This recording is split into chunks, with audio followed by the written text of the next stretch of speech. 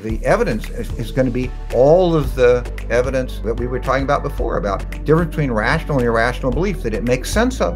And you see, this is a substantive view. I am not trying to be neutral between different views, because if you try to be neutral, you will never come back. You will be lost.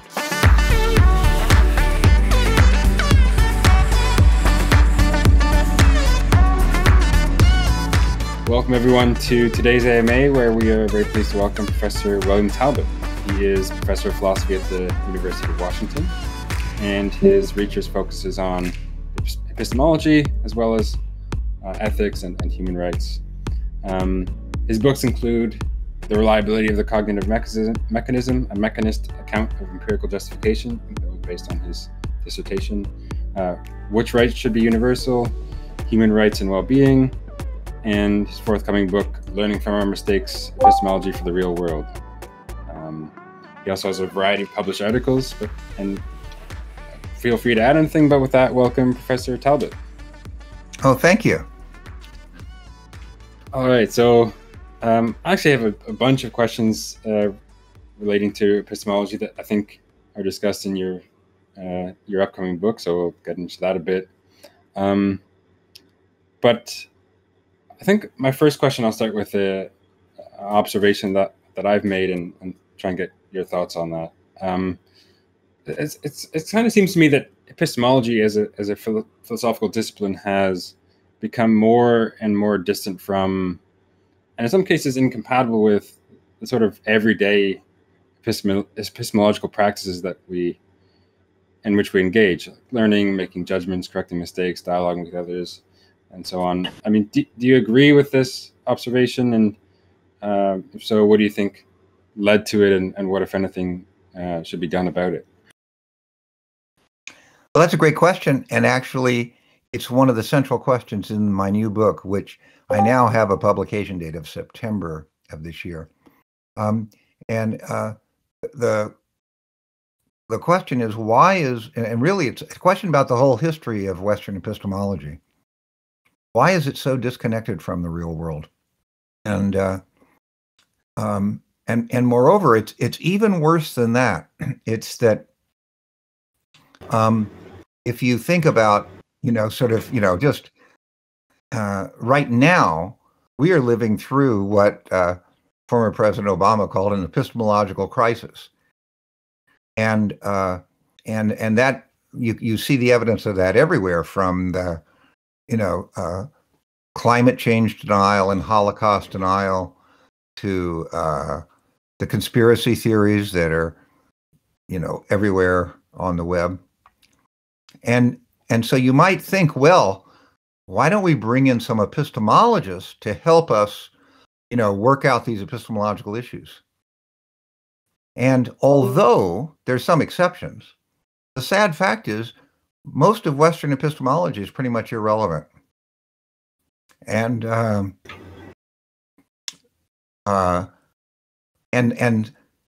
some of the prime figures of Western epistemology, and I'm going to mention David Hume, are totally useless. If you said, for example, we have David Hume here, we're interviewing David Hume today, and we say to David,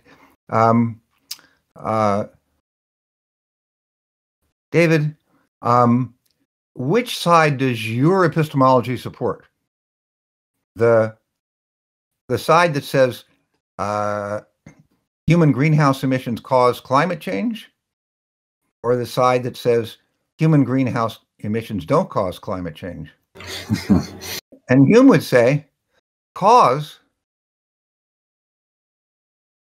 We don't even have a coherent conception of cause, and we have no rational basis for believing in any causes. See, I don't know of your listeners how many are familiar with Western epistemology, but if they are, they would certainly have some familiarity with Hume. And Hume is famous for a whole variety of skeptical arguments. And so then I say to him, well, okay, let's not say cause anymore, David. Let's just talk about predictions. One side here predicts that the Earth is going to gradually warm, over the next couple of centuries, and then we tell whatever the predictions they get. And the other side denies those predictions. Does your epistemology help with that? And Hume says, well, on my epistemology, you can't have any rational beliefs about the future at all. So both sides are irrational. And so what you can see is that Hume's epistemology is completely useless for answering any of these important real-world epistemological questions. And then I say, I'm just going to, we could, just what about the conspiracy theories? Like now, conspiracy that stole the election from Donald Trump, or there's so many of these conspiracies. The one that sort of always sticks with me because it's so tragic and awful is the conspiracy theory that the Sandy Hook Elementary shootings were a complete hoax. They never happened. And they were paid actors. And as a result, you may know, the parents who lost children in these shootings were bombarded from the web by all sorts of people claiming that they were lying and that it never happened, and threatening them and doing all sorts of awful things. And you say, okay, well, at least Western epistemology, can't that help us to understand why it is that these conspiracy theories are irrational? And again, you see, you don't have to have much familiarity with Western epistemology. We go back to Descartes and we say,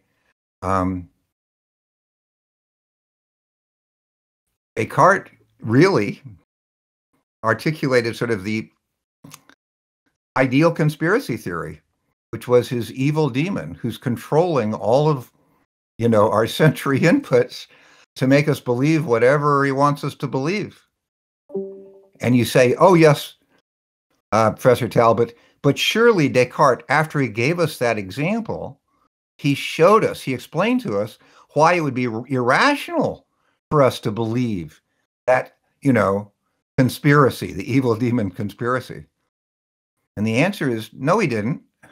The answer is, in Western epistemology, even to this day, there is no agreed upon answer as to why it's irrational. As a matter of fact, on many epistemological views, it's not irrational. And one in particular, again, now this is more technical, but just in case there are people who are familiar with contemporary, I don't want to do all historical stuff, contemporary epistemology. Probably the most influential view in contemporary epistemology in the United States is called subjective Bayesianism. And are you familiar with that? Yeah, I had a question about that, but you can go ahead. Yeah, let's talk about it, okay? And Absolutely. So for the Bayesians, they say, oh, we have a way of distinguishing between rational and irrational degrees of belief. I mean, they're talking about degrees of belief, so it's actually an improvement over prior epistemologies. And they say they have to satisfy the probability axioms. And you say, oh, okay. Could that explain why these conspiracy theories are irrational? No, it's very easy to actually construct a probability assignment on which all of these conspiracy theories are perfectly rational. And then, again, to go in a little bit of technical question, which is you say, okay, but at least under Bayesianism, they have what are called convergence results, which are proofs that as you get more and more evidence, different opinions tend to converge. And you say, so at least there would be hope that we could somehow rationally persuade these believers in conspiracy theories to give them up. And the answer is no, not at all. Those convergence results only apply to very, very narrow category of beliefs. And even worse, they actually have presuppositions. They have requirements. In order to get the convergence result, you have to set requirements on what are called the prior probabilities.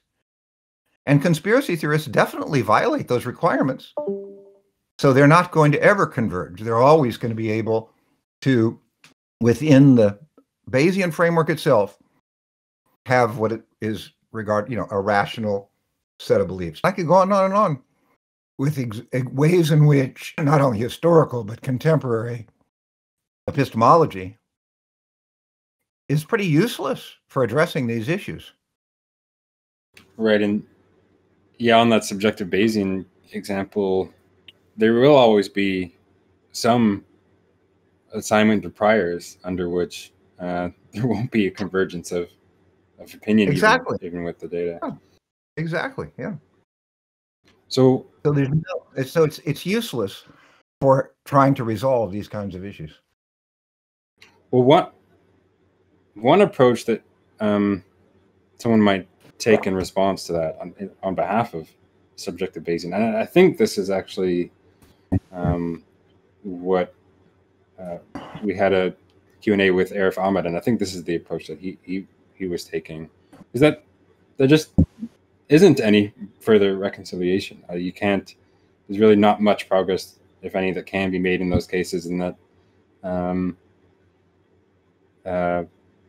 nothing really that we can do. Yeah. Well, I mean, okay. Sorry, am I interrupting? Keep going. No. I'm just wondering. I mean, is that a plausible way to go, or should we really try to? It's the end of the difference between rational. In other words, it's two different questions. One, is there anything we can do, or what can we do? That's a really, that can be a tough question. I just say, can we have an epistemology that explains why one side is irrational and the other isn't? And you can tell. I mean, do it with climate change. Do it with. There's so many different. Can we even just have an epistemology that explains the difference? Maybe if people are irrational, there's no guarantee that there's a rational pathway for them out of it. Okay, that's true. But I just want the theory at basic requirement on the theory should be that it can explain why these beliefs are irrational. And by the way, it's not just beliefs like this. It's also, look at the white supremacists, and they have a whole also self-reinforcing system of beliefs. They ignore contrary evidence. All the things that you would think of would be irrational. But actually, when they do it, they can have reasons. Oh, for example, if it's a news story that doesn't agree with their worldview, oh, that's alt news. Can't rely on that. And again, what you do is you build up a conspiracy theory, and it all makes sense from the inside. The question is, can epistemology help us to explain why, even though it all makes sense from the inside, it's irrational? That matter, paranoid schizophrenics. Paranoid schizophrenics are very good at constructing conspiracy theories. Their whole worldview is. And by the way, I don't know if you've ever met any paranoid schizophrenics, but I have. They are extremely intelligent. A lot. I mean, I don't know. I want to generalize all of them. Most people know, because of the book and movie A Beautiful Mind, that John Nash, one of the founders of game theory, was paranoid schizophrenic. Kurt Gödel was never actually diagnosed as paranoid schizophrenic, but he was certainly in that area. He ended up starving himself because he didn't trust anyone except his wife to prepare food for him. So these are smart people. Can you talk them out of it? No, I don't think you can. But if we can't even distinguish between the rationality of, lots of ordinary beliefs and the irrationality of a paranoid schizophrenic, what's the point? What's the point of theorizing about epistemic rationality at all? Go do something useful. Okay, so that's my response to that. Oh, that's great. That's great. So I think the user 8.5 wanted to ask a question and follow up on that. You can unmute. Okay. And ask.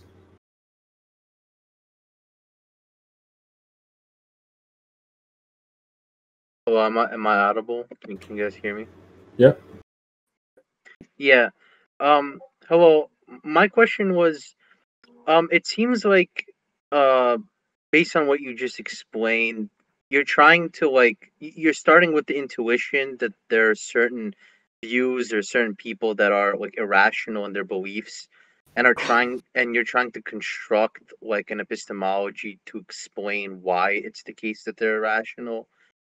Exactly. That's exactly what I'm trying to do. Yeah.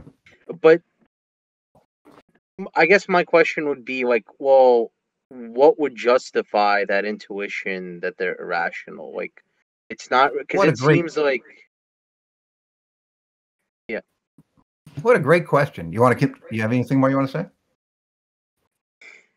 Yeah, I mean, no, that's basically my question. Is just that, like somebody might potentially object and say that this kind of epistemology is sort of ad hoc because there are many things in the passage we considered absurd or unintuitive or pretty crazy, but like, I think most people would, who are familiar with the development of science and philosophy would say that our intuitions are many times not truth tracking. I would say fallible. Yeah. Yeah. My whole project is, recognizing our fallibility. Recognizing our fallibility. Can we get a better understanding of the difference between rational and irrational belief or degrees of belief? And it might, there's what we've been talking about right now is just the teaser for my book. In other words, once you see, you could just say, it could be, in other words, let's be open-minded, Professor Talbott. It could be that all of the beliefs that we think of are rational are not really rational. Oh, but if that's true, how in the world would we ever figure out anything about what rationality is? We'd be totally irrational.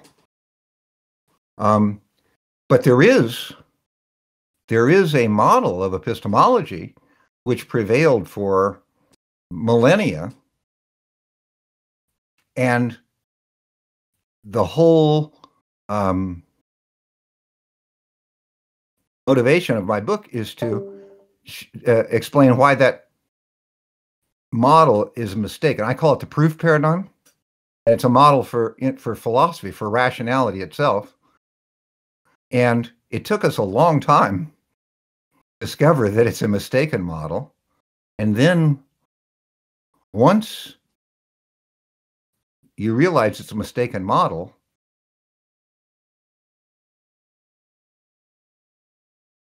the only way left to proceed, the way that you left to proceed is what John Rawls calls reflective equilibrium in his theory of justice. Actually, Nelson Goodman used the notion of equilibrium for logical theory, and Quine even used it in his essay, Two Dogmas of Empiricism, which is that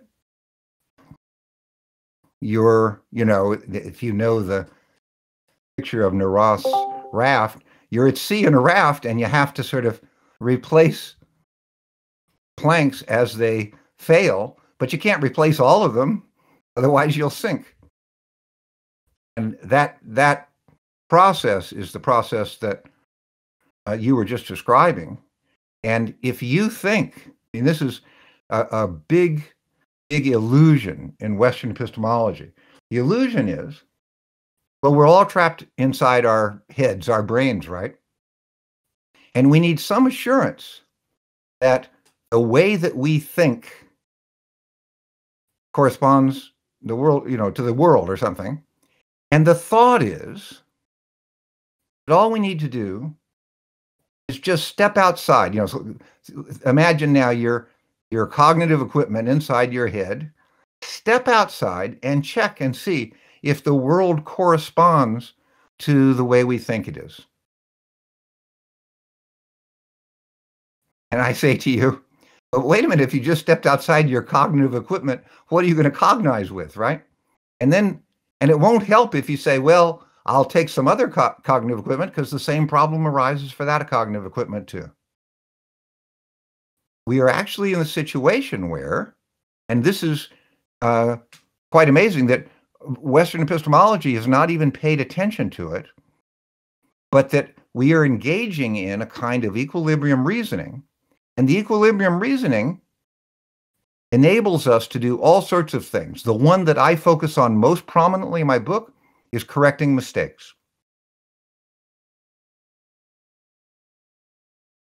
Here's the story, short story of the development of Western epistemology. We go back to the epistemological Garden of Eden. First of all, this is what actually happened, then my alternative, sort of alternative history that wasn't taken, the path not taken. So here we are, we're in when does epistemology start? Epistemology starts when somebody discovers they've made a mistake. Sadly, when this happened in Western epistemology, it probably happens to everybody, their first reaction was shame. Shame that I've made a mistake. And then anxiety that I might make another one. And it just so happens then that Western epistemology pretty much starts at the time the Greeks have discovered proof in mathematics. So they say the problem is making mistakes. What we need to do, what epistemology has to do, is to tell us how we can avoid making mistakes. And along you have this model of proof. And so the model of proof is going to show us how we can avoid making mistakes, proof in mathematics. And that starts Western epistemology going. And then it goes down that pathway. And when it goes down that pathway, what it looks like, well, what reasoning is it's you start from axioms or something that are self-evident, no one could rationally dispute, and then you use deductive logic to draw implications from them. And the whole model always leads to skepticism in every area, actually every area of philosophy, or at least, to make peace with skepticism, most philosophers now become some kind of relativist. How many different philosophies, for example, have actually said, we have no use for truth? Get rid of truth. And really what they're concerned about was getting to the truth. Of course they needed truth. When they said, we have no use for truth, the obvious question is that true or not?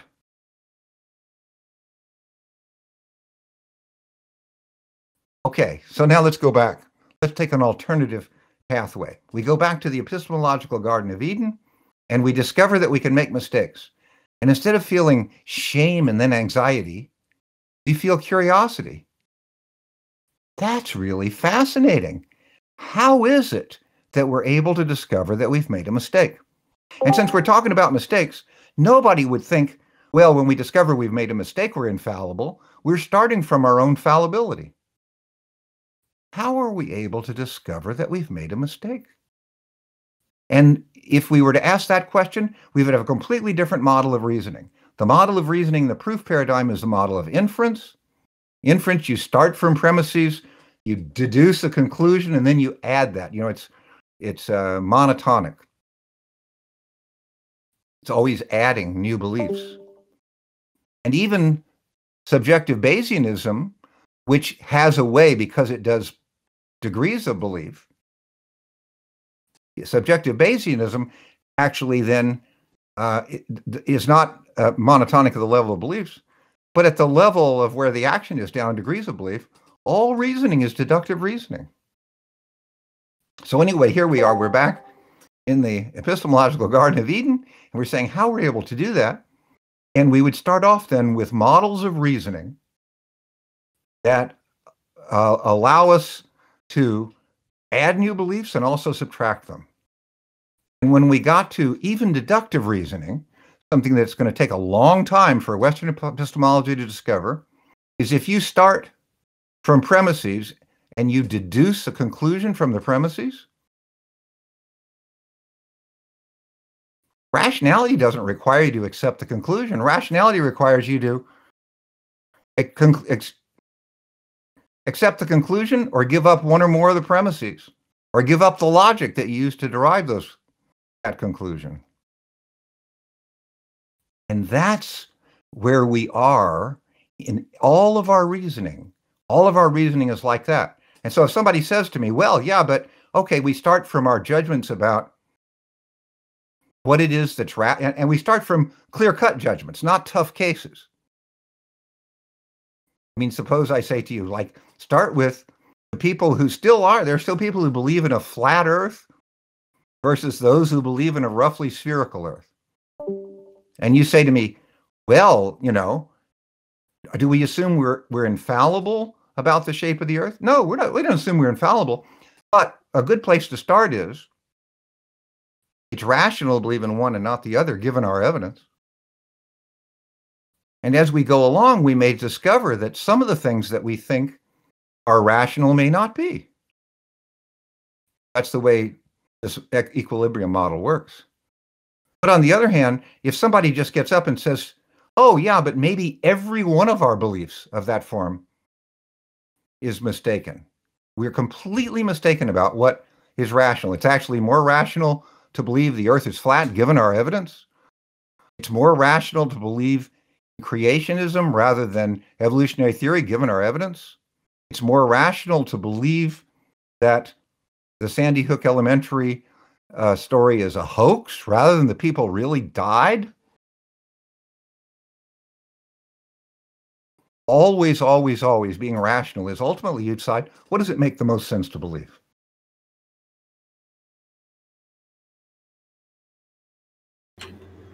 Right. And if you want to prove that somehow, you know, we couldn't be irrational or something, well, if you want to prove, then you're still trapped by that whole proof paradigm. And a lot of other, in the book, I discuss 5 presuppositions of the proof paradigm, which still distort epistemology to this day. Did that answer your question? Yes. I also had a follow-up. So Sure. different epistemologies tend to prioritize sometimes gaining more true beliefs as opposed to avoiding false ones.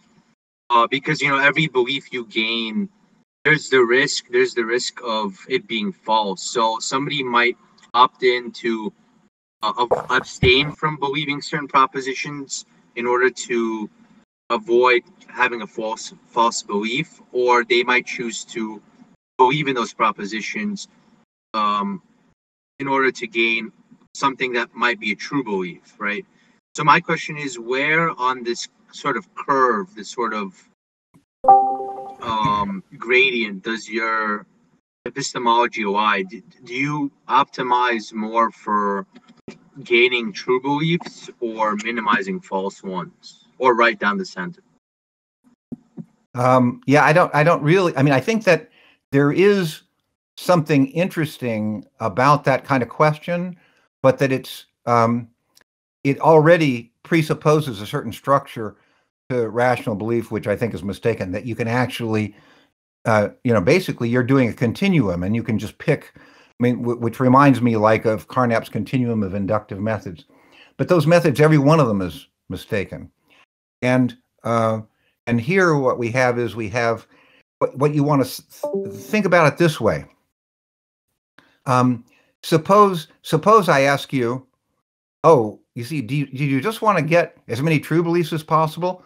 Well, if so, just sit down and just write down, you know, 1 + 1 = 2, 2 + 1 = 3, and just keep going, you know, and good luck, you know, then you don't have to worry. You get as many true beliefs as you could possibly fit into your head. At some point, you're just going to not be able to remember any more of them.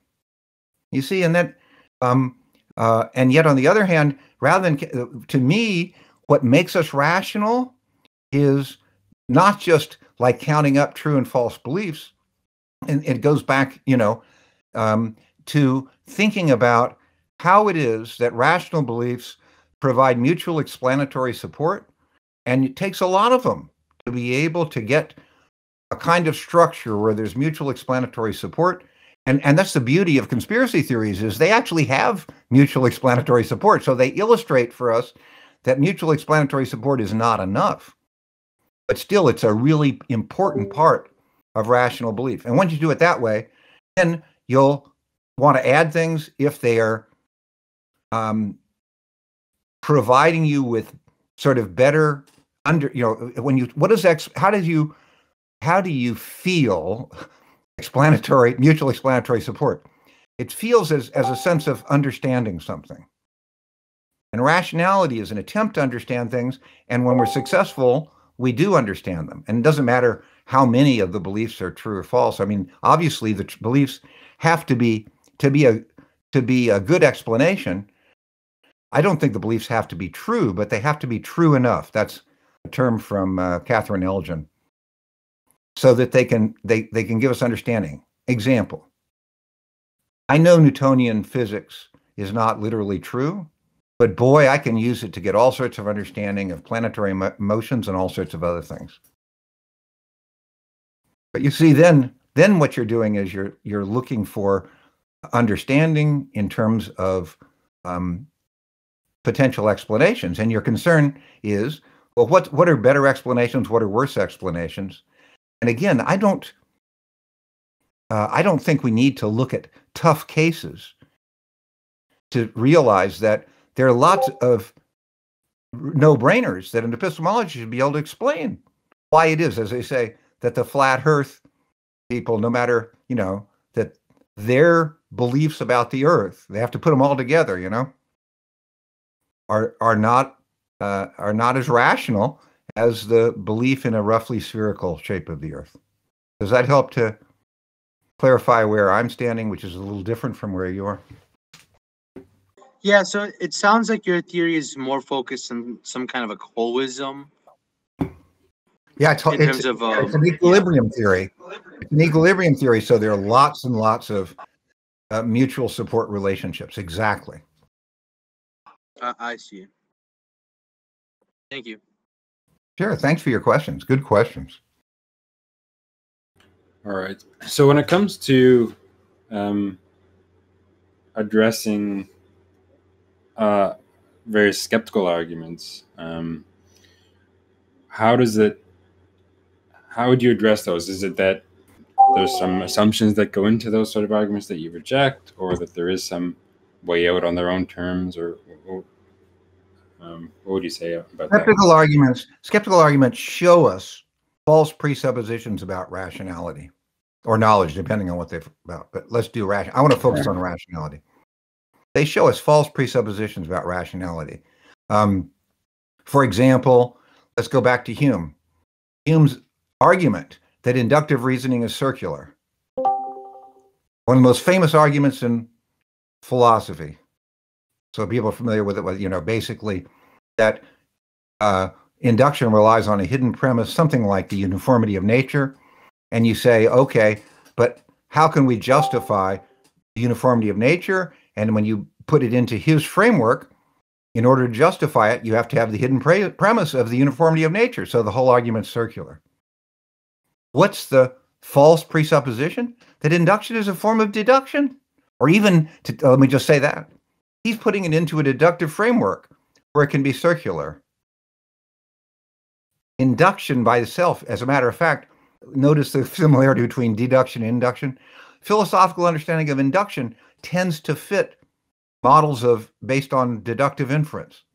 So I avoid using the term induction because it's not the reasoning that's involved is not a rule following like that, where you start with premises and end with a conclusion.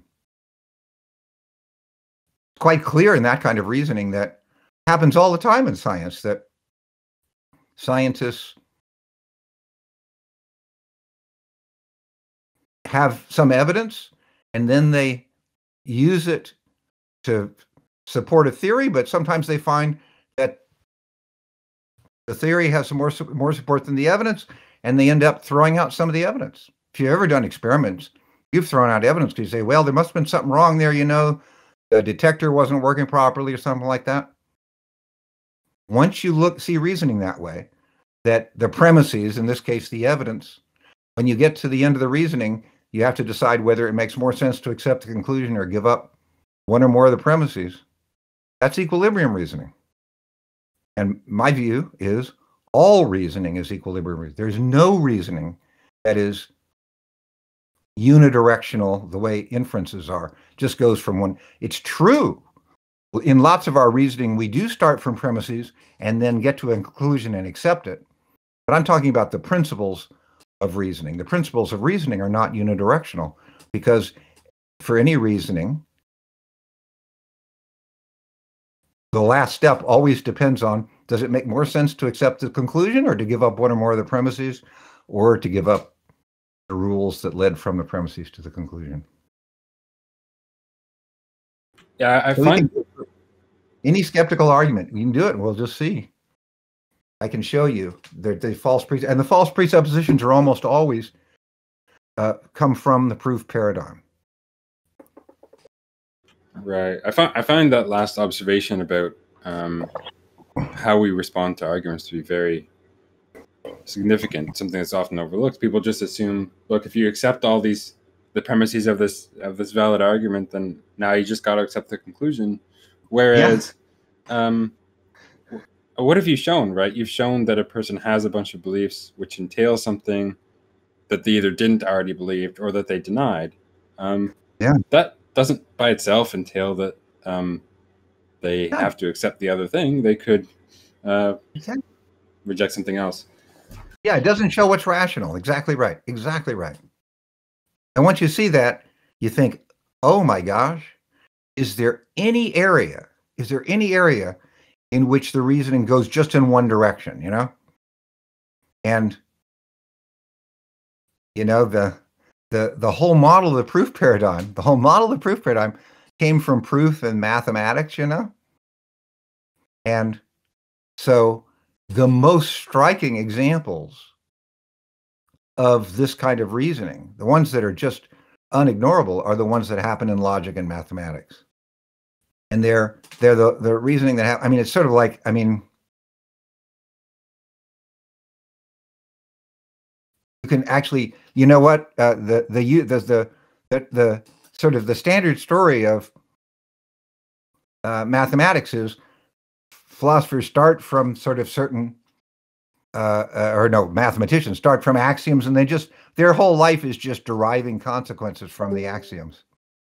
And yet actually, if you look at the history of mathematics, there are really crucial points at which they introduce things which go against their own intuitions, or at least when their predecessors' intuitions, goes all the way back to negative numbers.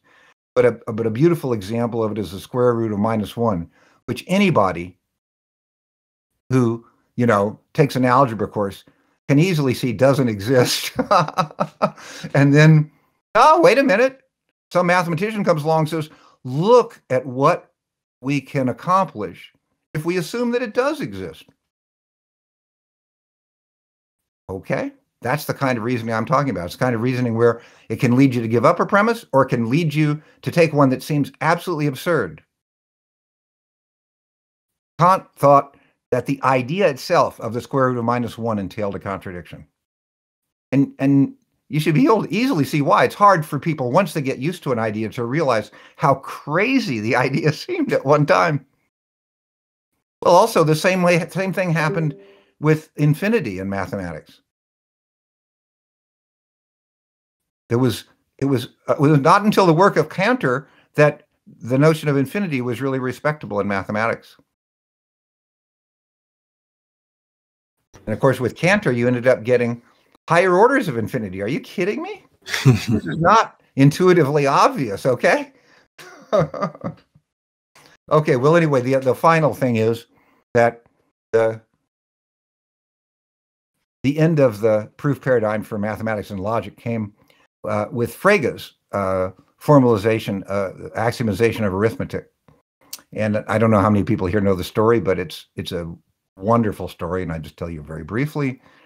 He had this, Frege was actually convinced that all the axioms were analytic. His goal was to show that Kant was wrong. Kant had said, arithmetic is synthetic, but I'm going to give you axioms that are all analytic, and I'm going to deduce all of arithmetic from them. And then Bertrand Russell sent him a letter, and the letter showed that his system was inconsistent. Now, Everybody tell me, what happens if you just reason inferentially from an inconsistency in classical logic? When you derive, what happens after you derive the explicit contradiction, you know, P and not P? In classical logic, anything.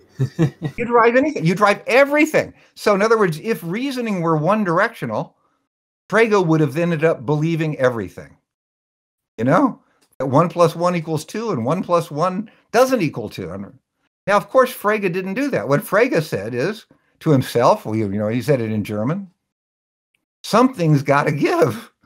One of these axioms is mistaken, even though I thought it was analytic just 5 minutes ago. And of course, those of you who know the story, he figured out which one it was. But it's so fascinating, even today.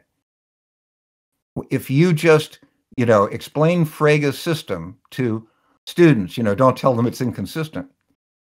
Its basic law 5 is the one that caused the problem. Right. Basic law 5 seems intuitively obvious to people. It seems like it's just got to be true. What that shows is that it's the end of the proof paradigm, even in logic and mathematics, because things that seem absolutely, you know, definitely, what can I say, you know, Kant said, apodictically true can turn out to be false. And it's even worse than you might have thought. We're not infallible about judgments of consistency and inconsistency.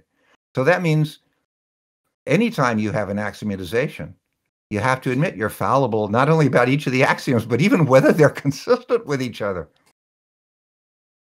And that is to say, and of course, this is now, remember, we're talking about this equilibrium reasoning. So what happens after Frege's system is inconsistent? Well, he was doing it, what he called function theory, but it becomes set theory. And you have these people coming in knowing that Frege's system was inconsistent. And what do they say? They don't say which axioms are intuitively obvious. They say, which axioms can I put together that I'll get the results, say, like getting the theorems of arithmetic, and not get an inconsistency? And their theories are ugly, right? In other words, they're not intuitively obvious.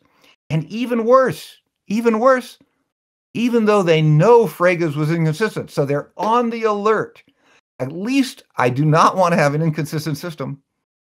Some of the earlier set theories are inconsistent, including Quine's. This is hard. This is hard. We are fallible about everything.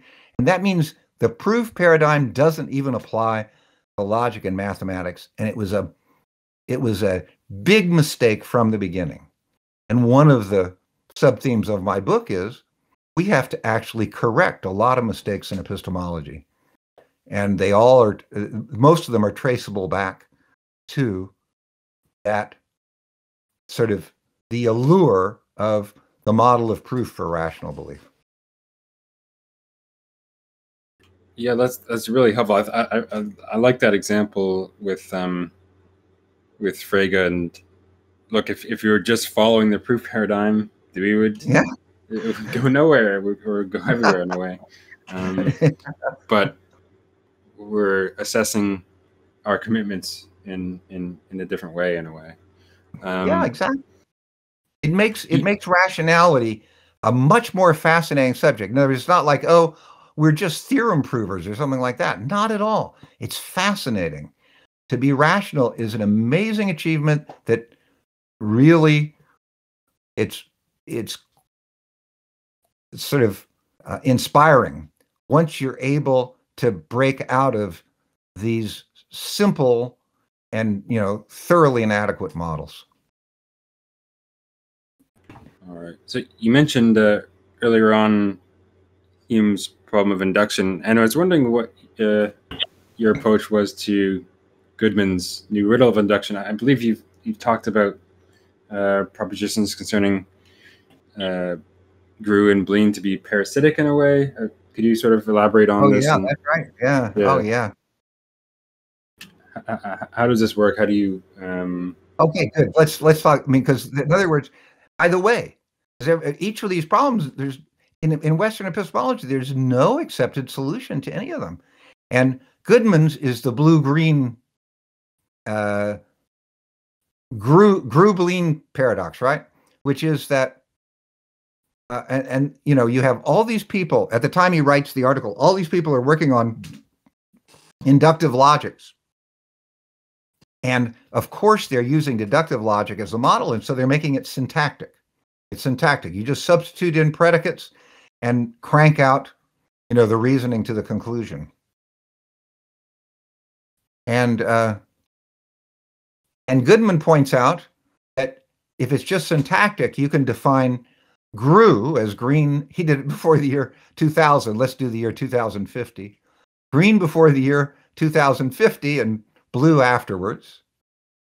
And so then all of your evidence of emeralds, which is that all observed emeralds have been green up until today, just gets translated into all observed emeralds have been GRU, right? It's also true. And then what happens is you have two theories that, because the inductive logic is syntactic, both hypotheses get exactly the same support, that all emeralds are green and all emeralds are GRU. However, one of them, the GRU hypothesis, predicts that emeralds are going to change color, you know, on January 1st, 2050, you know, and it's crazy. I mean, it's, you know, in other words, again, what you often have is, before I was talking about paranoid schizophrenics. Well, this is a different kind of craziness, but it's equally crazy because we just did one arbitrary definition, but you can do an arbitrary definition for every single second. And so you have an infinite number of different hypotheses, and they all are equally supported by our evidence. And you would, of course, not be able to, if you couldn't decide among them, you wouldn't be able to make any choices at all. Now, of course, lots of people have ways out. They say, well, you just decide on the basis. But I'm saying, no, there's definitely only one of them is rational. And it's a really, again, what I love about these skeptical arguments is they show us by drawing conclusions that we have some false presupposition about rationality. And this one, there's a long discussion in my book, and I can't really do the whole discussion. But the false presupposition, primarily the false presupposition is that that this kind of reasoning is can be understood syntactically. That actually the difference between green and blue on the one side and GRU and BLEAN on the other side is not a syntactic difference. And then the solution, it's so interesting. Most students, I'll tell you the solution. You have to read the book for me to explain why it is that it's a good solution. Most students hit upon the solution right away. By the way, Goodman couldn't solve the problem. They hit on the solution right away, which is that if the GRU hypothesis were true, emeralds would change color in the year 2050. And it's hard, you know, for students aren't going to be able to articulate why that's a problem. But from a rational point of view, that would, in theory, you see what it does is it has leaves something unexplained. Now, Goodman's response is to say, well, but wait a minute, we can define, I'll do color, K-O-L-O-R, where GRU and BLEAN are colors, and then we can define green and blue in terms of GRU and BLEAN. And in 2050, emeralds would change color, K-O-L-O-R, on the green-blue hypothesis. And you see, that's just more syntactic stuff. That means that somehow or other, we've been ensorcelled into not being able to get beyond certain ways of thinking. Now, as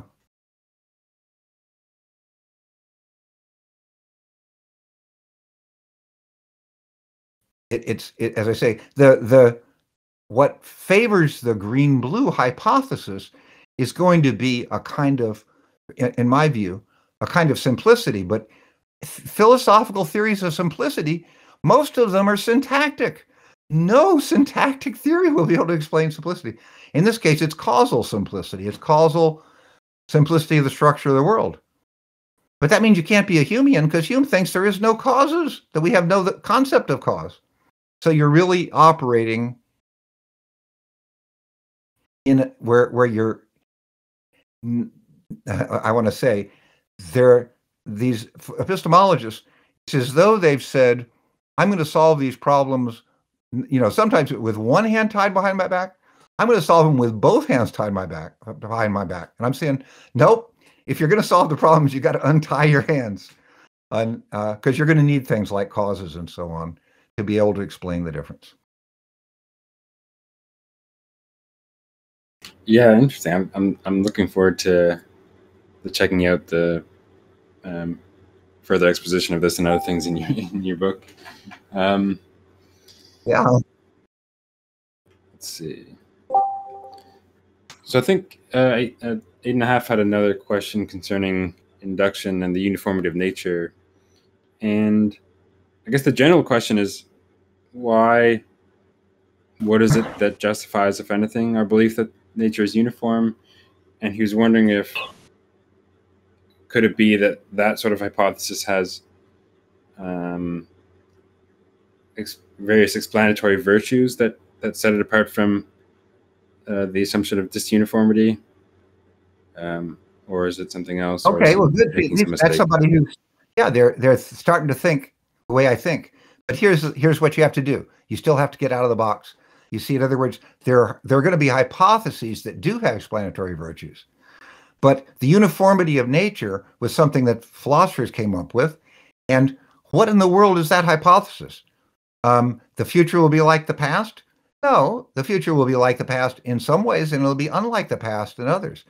So try to articulate. Eventually, what I want to do is I want to talk you out of, why would we try to articulate hypotheses like that? Because the ones that really matter are the actual explanatory hypotheses, like laws of physics and things like that, because they tell us which ways the future will be like the past and which ways more. But here's my simple example. Okay, somebody says, "Oh, we have to assume the uniformity of nature. We have to assume the future will be like the past."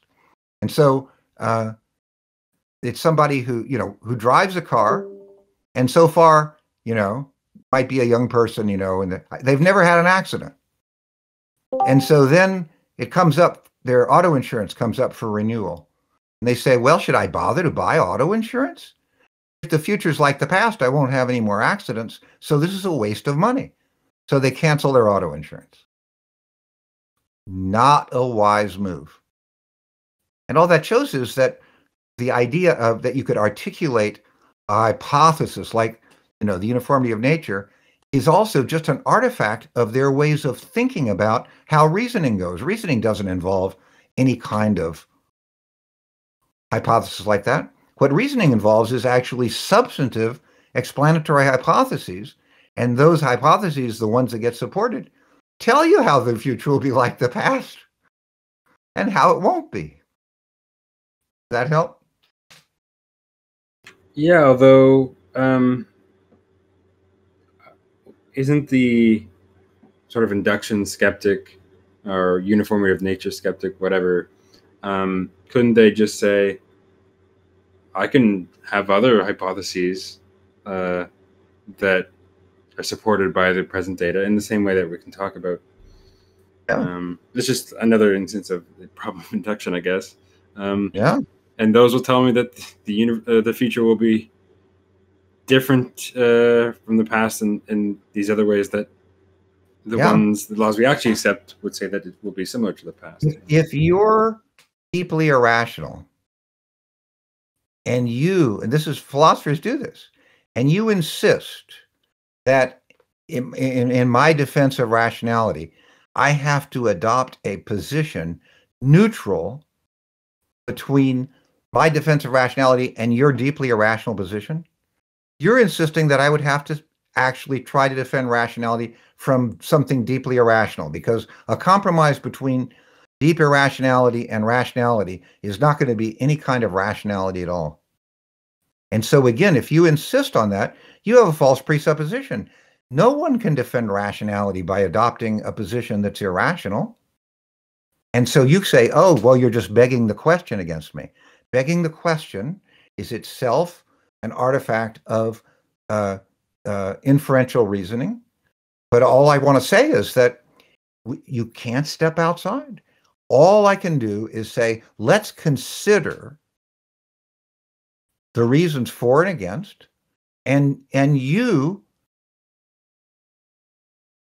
are free to come up with your own, but don't tell me some arbitrary thing like, oh, I can come up with a rule which ratifies itself or something like that. Because it's very important that if we ever do get a true principle of rationality, that it ratifies itself in the sense that it says, given the evidence that we have, it's rational for us to believe it. But that's not an argument for it. The argument for it is the evidence is going to be all of the evidence, that we were talking about before, about difference between rational and irrational belief that it makes sense of. And you see, this is a substantive view. I am not trying to be neutral between different views, because if you try to be neutral, you will never come back. You will be lost. And again, what we can see is each time we get these skeptical arguments, they show us something really important about rationality by showing us a false presupposition of what rationality requires. All right. So is this right? I mean, it's always possible. I mean, it's sort of sad, but there are lots of people who become persuaded by the philosophical arguments that they have no rational beliefs. And it's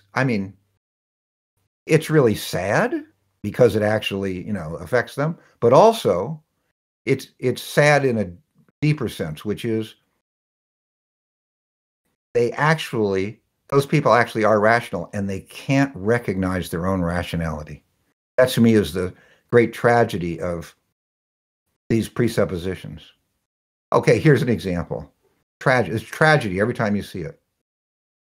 I assume most people here have read at least one of the Socratic dialogues. Plato wrote the dialogues where Socrates is the main figure. Set aside the Republic, which comes later, which I think actually that's Plato talking. In almost all the others, Socrates, who presumes that in order to know anything about some important concept, like knowledge or love or whatever, we have to start with a definition of it. If we don't even have a definition, we don't know what we're talking about. Then engages in a paradigmatically rational discussion with people, and the plot is very similar in almost all of them. Socrates says, okay, give me the definition of X, whatever it is.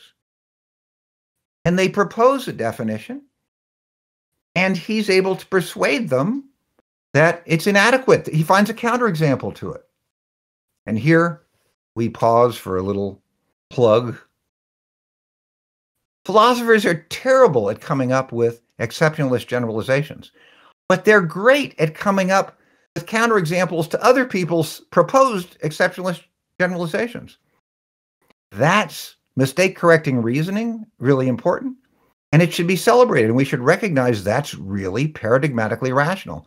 Did Socrates recognize that? No. Socrates, at the end of the dialogue, sometimes, he's lamenting, but he should be in despair, because the whole conclusion of the dialogue is, we can't even think about X, whatever it is, knowledge or piety or whatever. We can't even think about it until we have a definition. And what we've just shown is we don't have an adequate definition. Through this whole dialogue, at the end, we don't have an adequate definition. Socrates, it's tragic that his own conception of rationality prevented him from seeing that those dialogues are exemplars of rational inquiry. And it's even worse than that. He should have had a nervous breakdown, because he should have come to his conclusion is quite explicit. We don't know what we're talking about. We can't even communicate. Imagine if you really believe that. See, the only thing that saves us from all these skeptical arguments is that we are rational enough that we don't really accept the conclusions. Even then, we don't see any alternative. If Socrates had really accepted the conclusion, he would have stopped talking. He would never have engaged in another dialogue, because he would have come to the conclusion, there's no way for me to even communicate with these other people. We can't even come up with a definition. This is sad. This is tragic. This is the history of Western epistemology.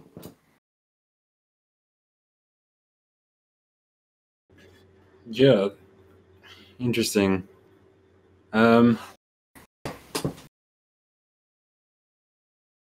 So in the case where your interlocutor has a sort of radically different view, and you call their approach or position irrational, and they respond by saying, "No, it's yours that's irrational." There's just nothing that can be said there to resolve the dispute, because that resolving the dispute in a sense requires assuming some sort of neutral position to argue from, and I think they have to actually, what they have to do is, and there's nobody, but other people can help, but nobody can do it for them.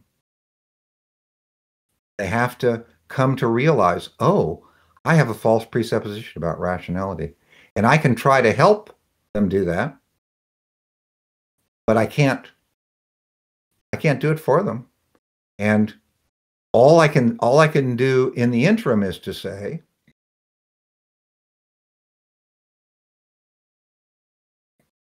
if you think about it, I believe, are able to distinguish rational from irrational beliefs. For example, whatever else you may, your philosophy may convince you of,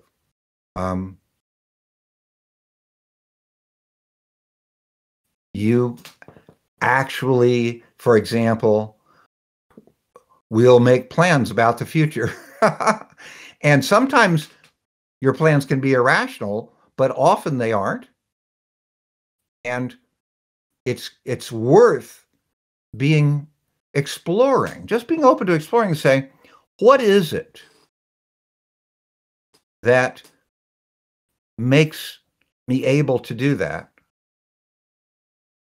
And you might just say, well, like Hume says, Hume has really no answer to it, but still, you could say, whatever your answer is, I want you to just start to think about, but isn't it rational for you to do that? Isn't it rational for you to believe that?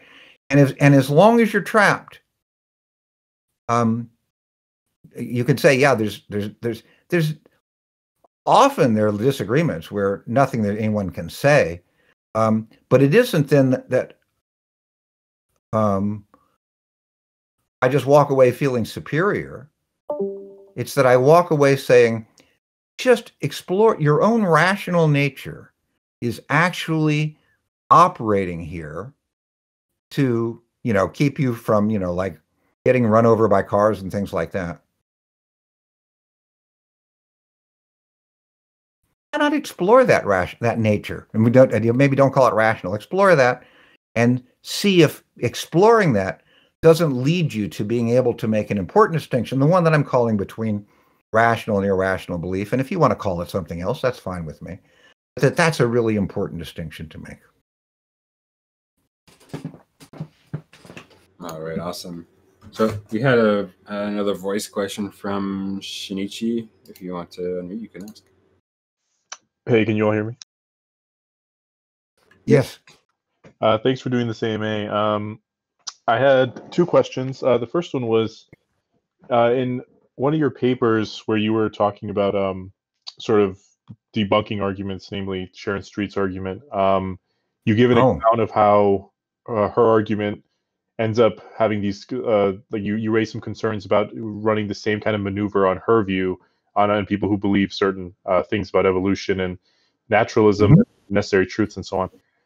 And at the end of that paper, as far as I remember, you try to give an account of how you think there could be these sort of necessary epistemic sort of facts of the matter about like rationality and so on, that don't necessarily have to causally interact with something like evolution, but still can sort of, evolution can sort of be so quote unquote guided by such things without having this sort of causal connection. Has your view changed on that since that paper? Has there been any? No, just that. Let's just take out guided, but let's say there's some relation, and we'll talk about what the relation is. Okay? Yeah, and no, as a matter of fact, that paper gets updated a little bit in this chapter 12 of my book, and so I'm going to give a little background on it for the others who haven't read it, and then we'll talk about it, and then you can see if you'll probably have a follow up. Sure. So what we're talking about now is epistemic rationality. Street's most famous articles have to do with morality, and I also have an article about that. But the epistemic rationality is one where I think the strongest case can be made for the normative truths, objective normative truths that apply universally. So I say they're metaphysically necessary. They apply to all rational beings. And the way I'm going to make the argument for that is not start off arguing for it directly. I'm going to say, okay, I'm going to defend belief in objective epistemic principles, fundamental principles. By the way, they're not principles of logic. They're not the usual kind of principles you see in epistemology. But they're, for example, principles of mistake correcting. But anyway, if you want to, we can try to. It's harder to do the. Well, I don't know. I mean, some of the principles are pretty easy. They're like. Well, let's go back. We'll come back to the principles if you want to. But right now, we're talking about there are these principles of epistemic rationality. They're normative principles. They tell us what we ought to, believe. What kind of since they're equilibrium principles, they're often principles about what kinds of combinations we should believe or not believe of beliefs. And Street says, my challenge to anybody who believes in objective normative principles like that is that I have a complete explanation of our reasoning ability, and it doesn't involve those. And so it's going to be the preferred scientific explanation, because it's going to be more parsimonious. And the second big problem, which the person who raised the question, is even if there were, nobody thinks those principles could actually cause us to reason in a certain way.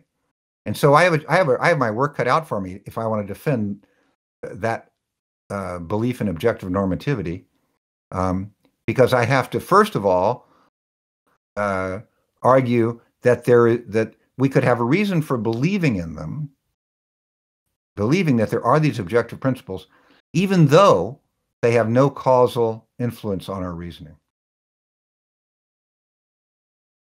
So Street says, I have an alternative view. The alternative view is that it's an evolutionary story. Evolution has selected for certain kinds of reasoning, and here's what happens. I mean, this is the rough translation, and I do it in more detail in the book and also in the article. When we believe that X is a reason to believe Y, and by the way, there are two ways. Sometimes you can, even before people have explicit beliefs about reasons, if we're in a situation where, I want to do it this way. We have, we're undecided between Y and Z. And we get evidence X, and evidence X just makes us believe Y. We don't even have to have so first of all, it makes us believe Y. And then as we get more sophisticated, we say, oh, evidence X provides us with a reason for believing Y rather than Z. Okay. I'm going to include, so the first one I think of as an implicit normative judgment, and the second one is clearly explicit normative judgment, because reason itself, good reason is a normative concept. Okay.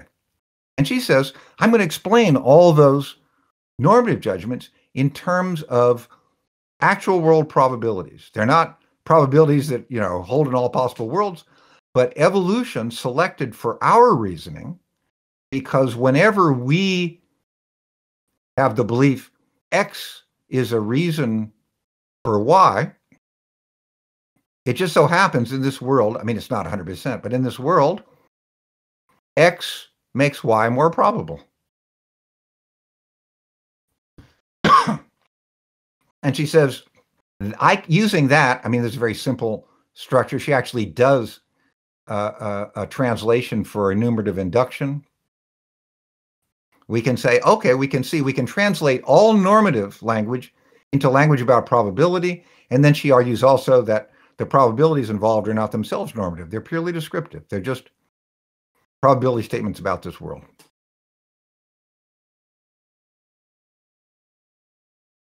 Now,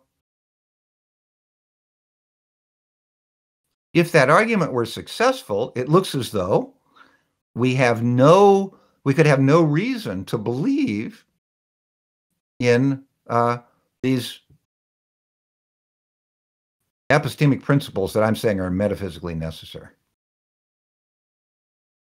And so the challenge that I raise for her is, I say, let's suppose that we have an evolutionary story, and the evolutionary story has to explain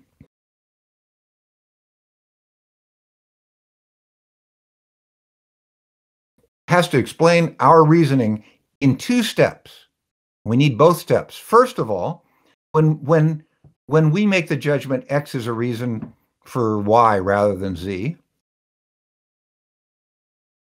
it's actually true in this world that Y is more probable than Z, given X and our other background information, right? Okay. The second part of the story, though, is that evolution could have selected for our being sensitive to that probability.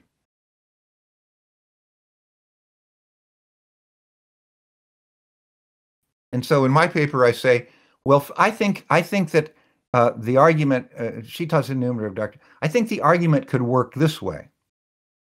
There are certain, facts about ordinary sized objects in the local vicinity that are important for survival. And we could tell an evolutionary story about how our reasoning about those things was sensitive to those probabilistic relations in the local environment, in ordinary sized objects. And so her favorite example is tigers are carnivorous. Yeah, and this is, I like the example because you only have to, usually people think generalizing from one case is a bad way of reasoning, but not evolutionarily. Evolutionarily, when you see a tiger, attack someone and eat them, generalizing from one case, you will want to avoid tigers in the future. Okay, so let's suppose that it works, that it actually there is this probabilistic relation, and that we have an evolutionary story about why our reasoning would be sensitive to that probabilistic relation. The argument I make is that science isn't like this. Science, and particularly I'm going to use examples, scientific hypotheses can concern things that happened billions of years ago. They can concern things that are, sub-molecular, or even molecular, not visible. And so even if evolution had worked so as to make our reasoning about ordinary sized objects in the local environment reliable in this probabilistic sense, there is no plausible way that evolution could have selected for reasoning processes that would be reliable about what happened billions of years ago. Obviously, it would have absolutely no evolutionary payoff at all, or about molecular processes like, even for example, when I'm thinking of molecular process, I'm thinking like hereditary transmission via DNA.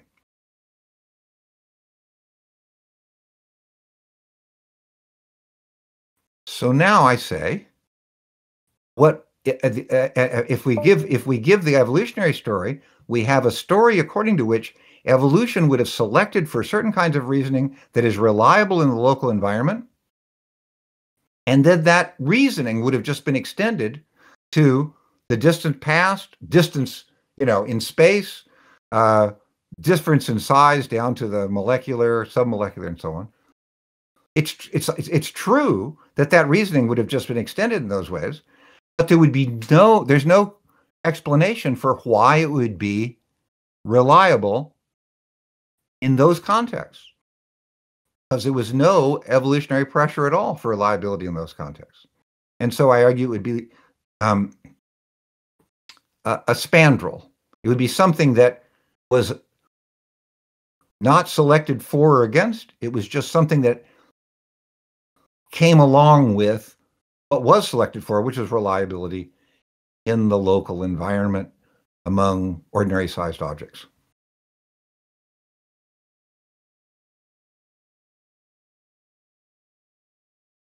Now, if this is right, then a version of Street's own argument applies to her view, because now her own argument is based on evolutionary theory.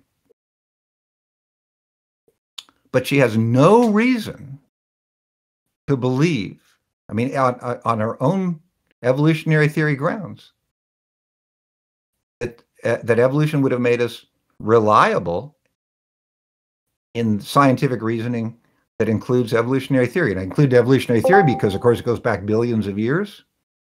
And it also goes down, to DNA and other things, smaller than DNA.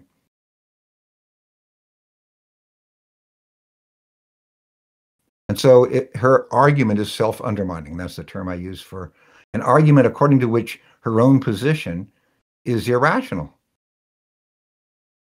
Her own position is irrational on the same grounds that she charges the normative realist with being irrational.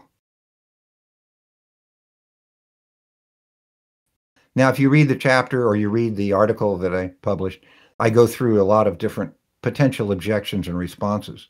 But the bottom line is this.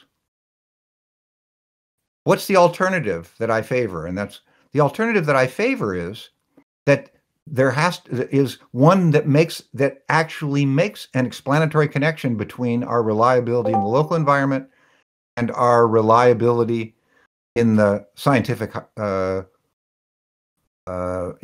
scientific reasoning, right? And the connection goes like this.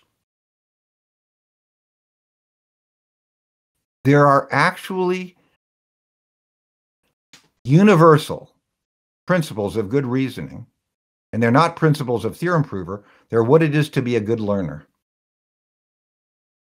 And the principles themselves are the same in any domain, in the local environment with ordinary sized objects and in the scientific context.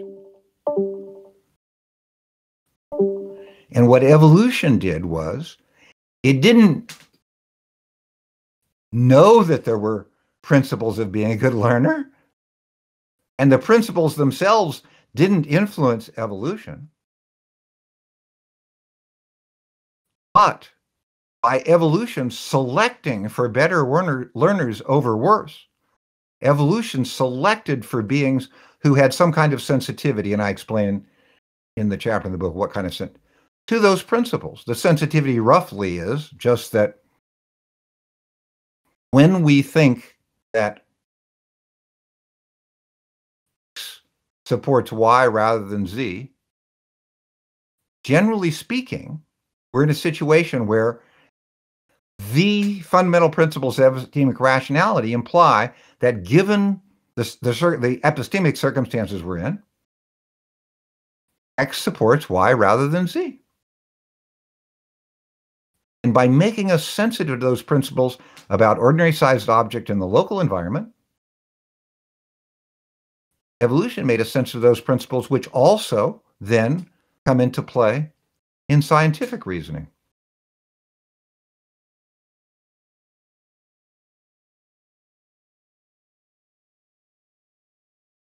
And so that's part of the case that I give in the book for thinking that once we explore, we don't start off a priori knowing what those principles are. As a matter of fact, every single one of the principles that's been proposed by philosophers in the past seems to me false. And even the ones that I propose they're fallible. They're going to be room for improvement. But what we can recognize that there's being a good learner.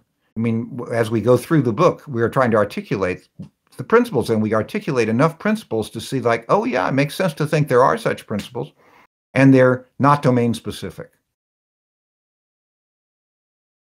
And that would explain then how it is that we're able to be good learners in any domain. And it would explain why it is that it's rational for us to believe in evolutionary theory, which on Street's own view, there's no explanation of it all.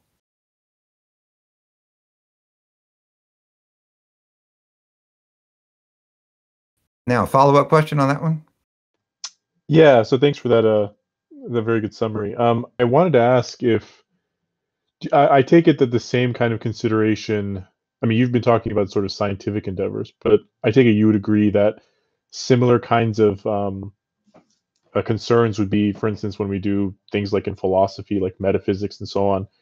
And I'm wondering if you had any thoughts about, maybe it's not as popular now, but some time ago, there's this popular view, usually associated, I guess, with certain kinds of positivists, that we shouldn't actually think that our commonsensical views about epistemic rationality or whatever should apply to sort of metaphysical questions, so that we're really just confused when we try to use some of our own thinking with respect to, say, ordinary objects and things like, I'll give a specific example. So some people might say, you know, evolution picked out certain kinds of like mereological common sense kind of views, but those are not, we shouldn't really be asking questions about like mereology because they're just sort of confused and they're going to appeal to some other kind of epistemic reasons, presumably. So I'm wondering if you had any views on that sort of idea. Oh,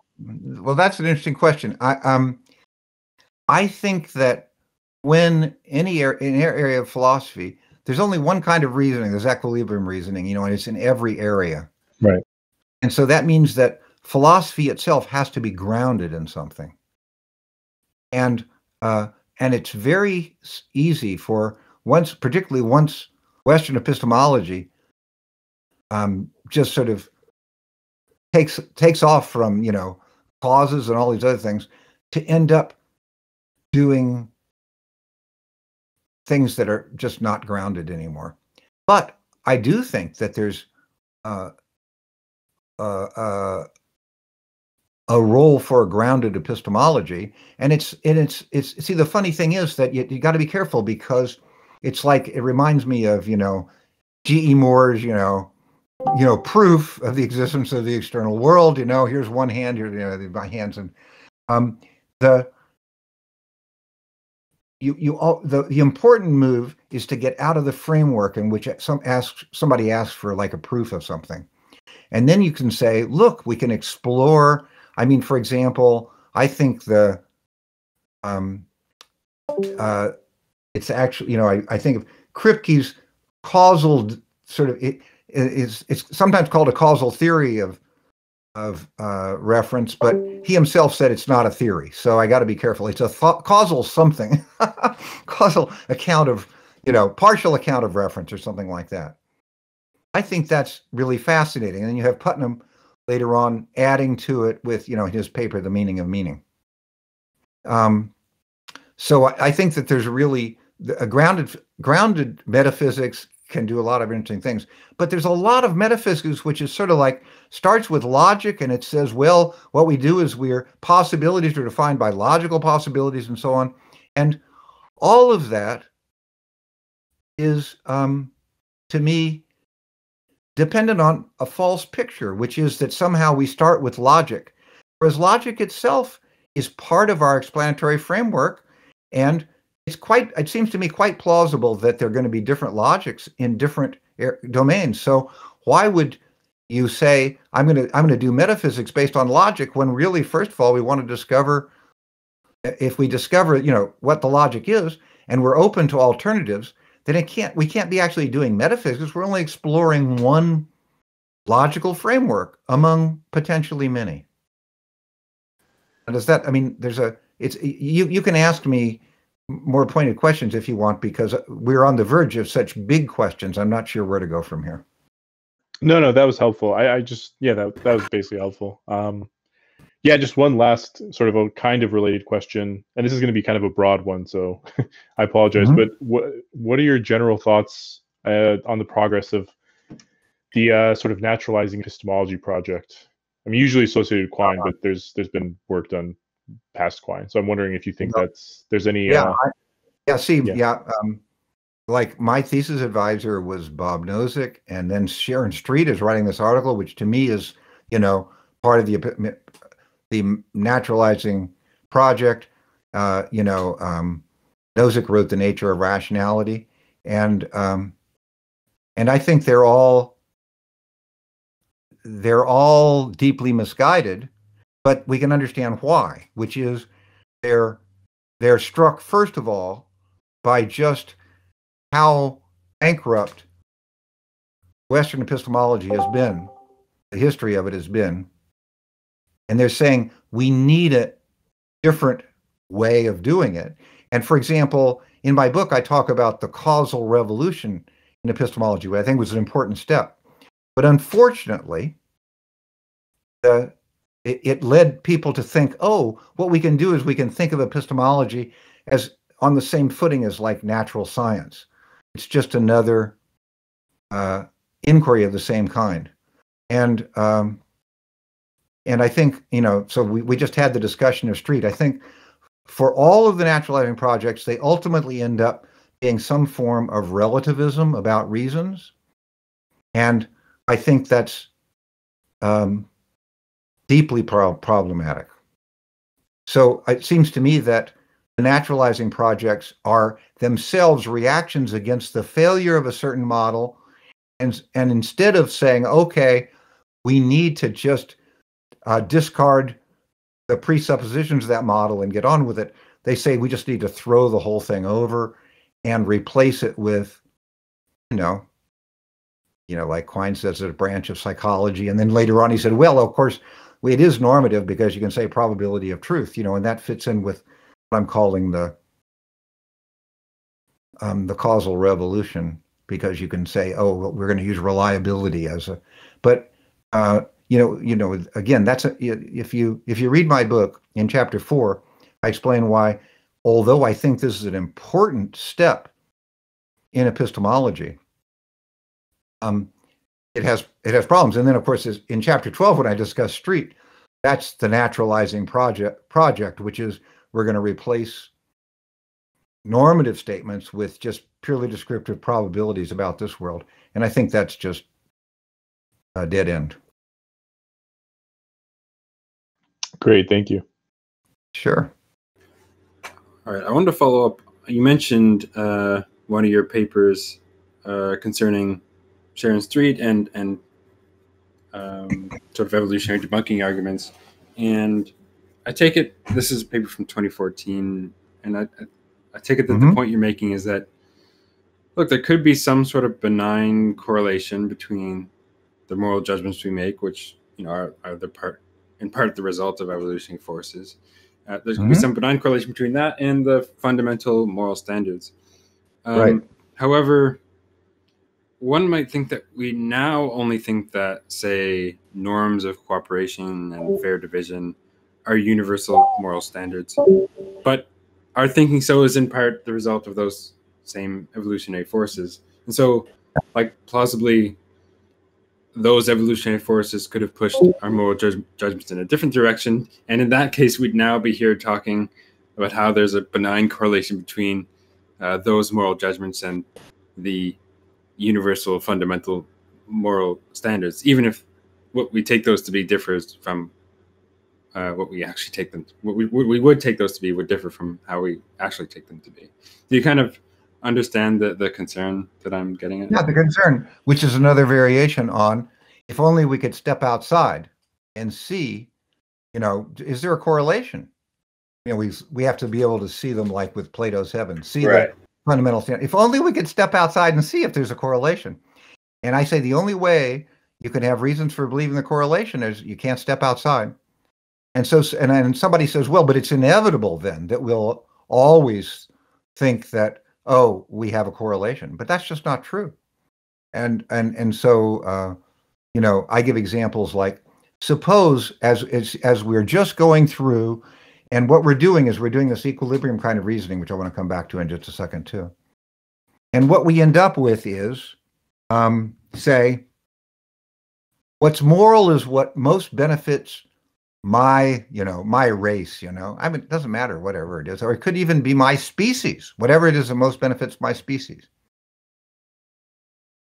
And I could say to you, oh, I could actually see then, how there were some kinds of forces that influenced our thinking so that in a way, without our realizing it, we would be aimed at something like, most benefiting my race or my nation or, my group or whatever.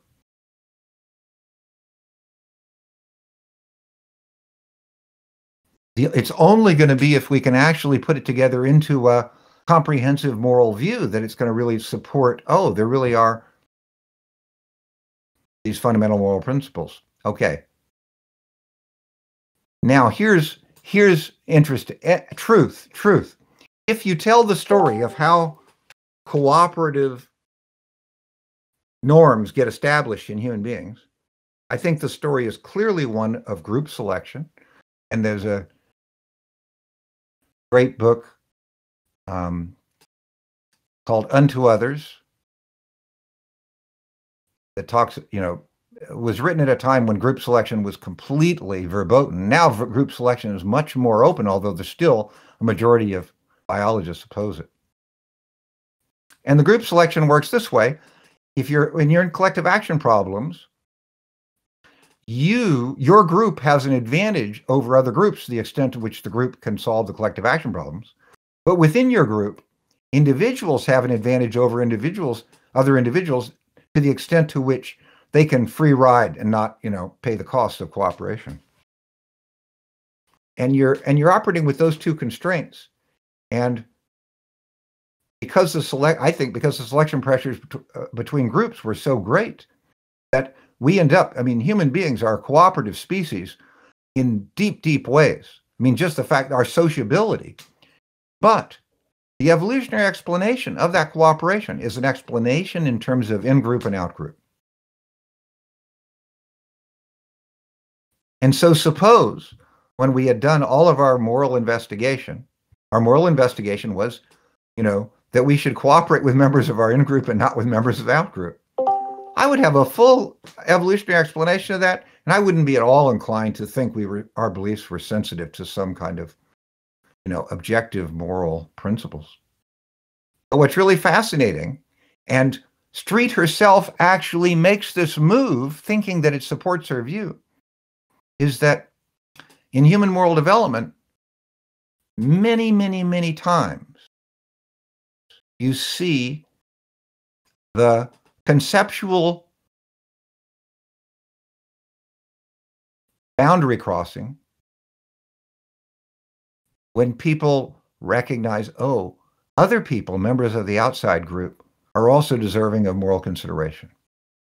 In the Christian tradition, it's the story of the Good Samaritan. And the story, it's just so powerful. The golden rule. The golden rule is, lots of different versions of it. But it starts off always relative, like love your neighbor, or and if it develops all the way, it loses that relativity. There's no evolutionary explanation for that. But there is an explanation in terms of a moral point of view, which is being able to see things from other people's point of view. And when I tell the story here, I tell the story, it's really a fascinating moral development. It's a fascinating moral development. And everybody, again, in philosophy, if you're looking for exceptionalist principles, you don't find exceptionalist principles, but you find really interesting ones like, do unto others as you would have them do unto you. And we all know there are exceptions to it.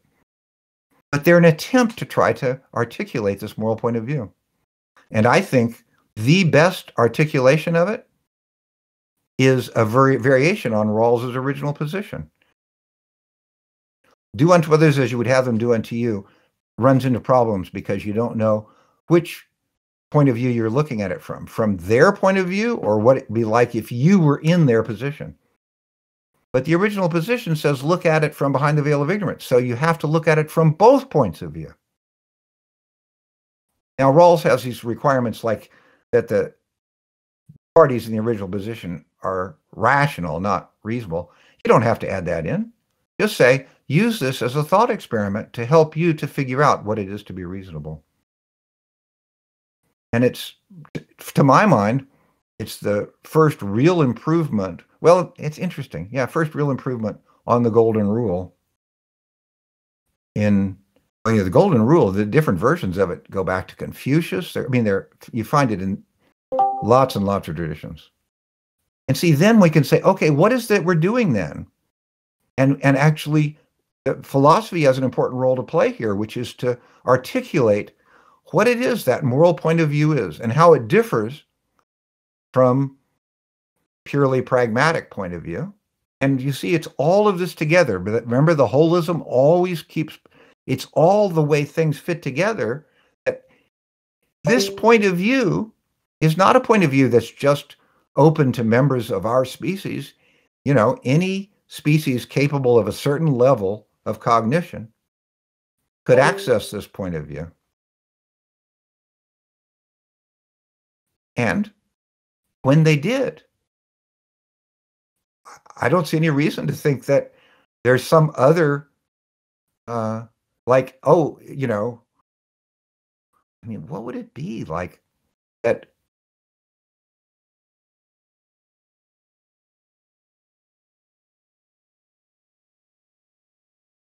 We shouldn't be willing to cooperate on fair terms of social cooperation with anyone if they're willing to cooperate with us. Again, at some level, at some point in the inquiry, you make your own judgment. I'm not going to try and you make your own judgment about what is this that we're investigating. It seems to me that what we're investigating is a point of view, which we can try to articulate in different ways, like the original position, a point of view, which is one where everyone, should receive equal consideration. And that's a moral point of view. And it's universal because anyone who reaches this level of development has the capacity to do it. Doesn't guarantee they will do it. Certainly they won't, a lot of them won't, but they have the capacity to do it. Does that help? Yeah, absolutely. I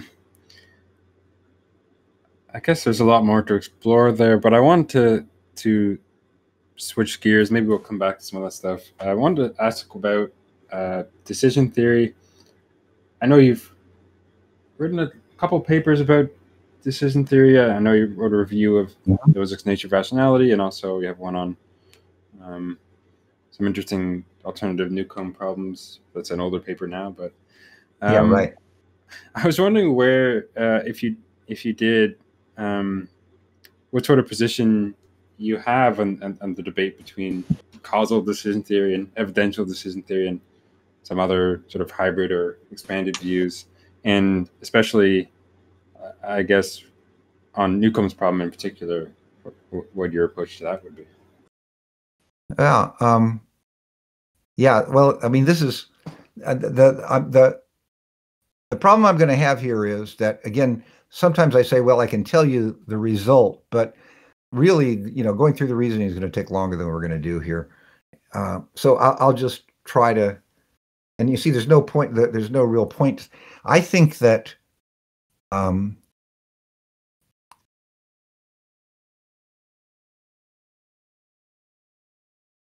If you know, here's a really interesting, just sidelight. Nozick's original article about Newcomb's problem, he actually, it came from his dissertation. He says there, he gives the answer, the causal decision theory answer is, you've got a choice to take one box or two boxes, you take two boxes. You know, the predictor has made a prediction, and if they predicted that you would take both boxes, then they left one of them empty, but there's, how does it go? Like, it's been so, I mean, like, put $1 million, the predictor either puts $1 million into one box or doesn't, but there's $1,000 that's in the other box. Call that box A has $1,000, box B has $1 million. And so the one kind of reasoning is, take both boxes, because whatever the predictor's done, it's already in the past, and you will get more money if you take both boxes than you take one, right? Because you take one, you might get $1 million, you might get zero, and if you take both, you get $1,000 more.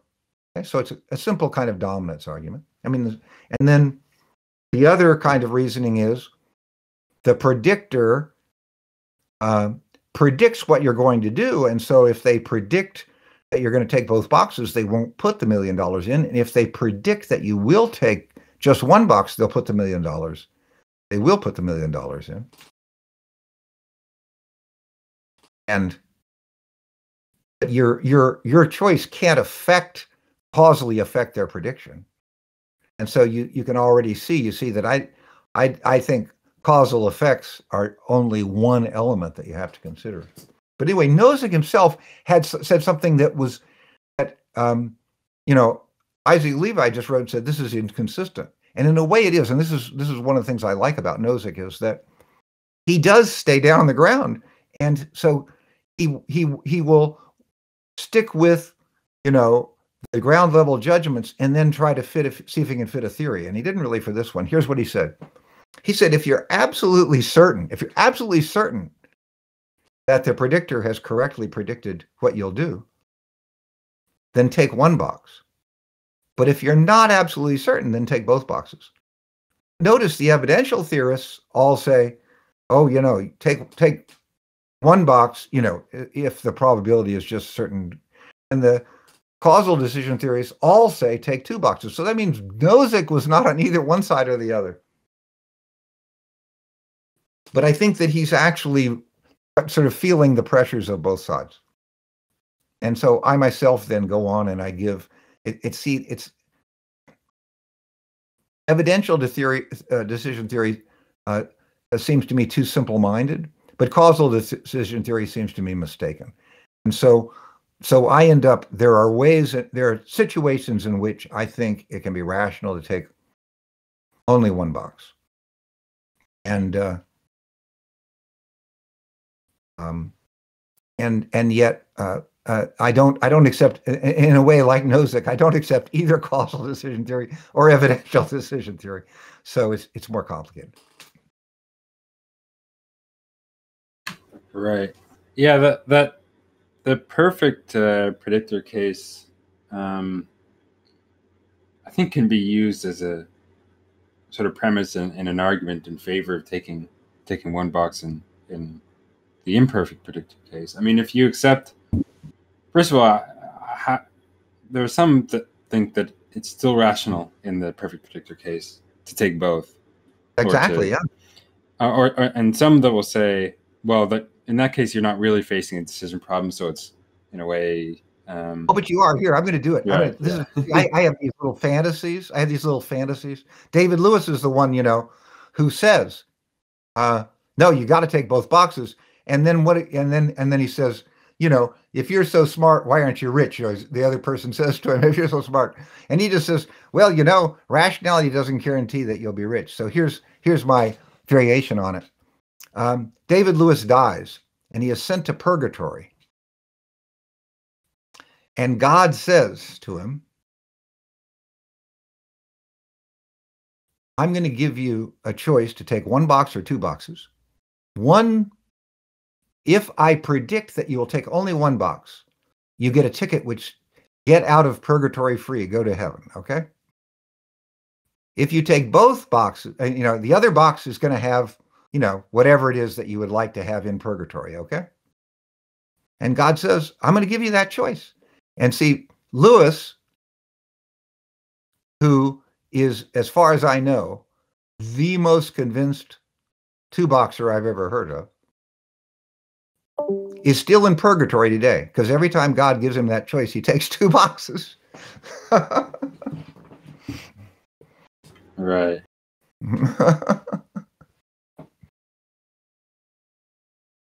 Yeah, I mean, yeah. My thought is that, I mean, just obviously this is a genuine decision problem, and obviously you take one box in the perfect predictor case. But what's the relevant difference between that and the 99.9999 whatever? Exactly. And if it's going to be something about the counterfactuals, and yeah, I would agree with you on the 99.99. I would also take one box, but I just don't. I think the evidential decision theory makes it too easy to justify taking just the one box, and I just don't accept. I don't accept the reasoning that. But I agree with you. I think once you've done it in the perfect predictor case, then there are lots of probabilities close to one that also it's rational to take just one box. But you wouldn't say or commit to saying that extends down to the whatever 50.05% or whatever it is that. Yeah, whatever it would be. Yeah. And I have reasons for it too, but I just think it's sort of a kind of a digression from what we've been talking about. So I wouldn't want to go anyway. We now I've just given you something to let's say something to think about. Yeah, absolutely. Thanks. I did also want to ask about human rights and civil rights, and I guess if you could just give a general account of your approach to rights, and then how you would approach certain problems that come up, for example, like Parfit's non-identity problem, and maybe how that might relate to human rights and Oh, okay. But here's the thing. My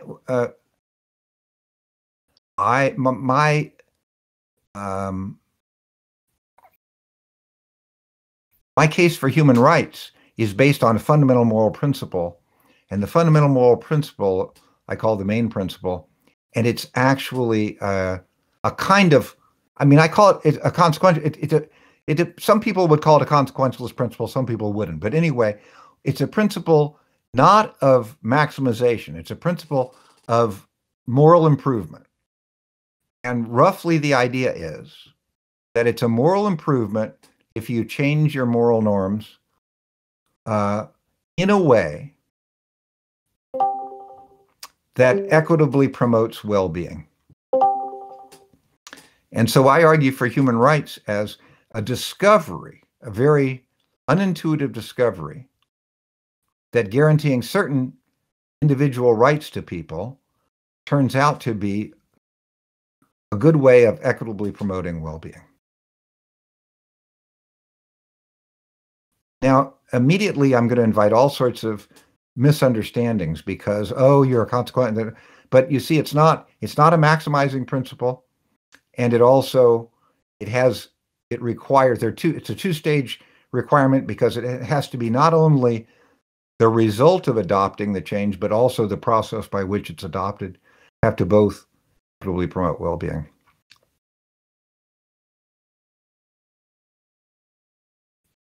So then, if you ask certain kinds, let me go back to certain kinds of problems for deontological views, which they seem to ignore the consequences. Mine doesn't, but it looks at the consequences of policies, not individual acts, and the adoption of the human rights, principles is a policy, and that means there are going to be lots of cases where produces, potentially bad consequences. But overall, the policy produces better consequences than alternatives. So that means you have to actually go into and discuss, the various policies and why it is that, most, for example, in philosophy,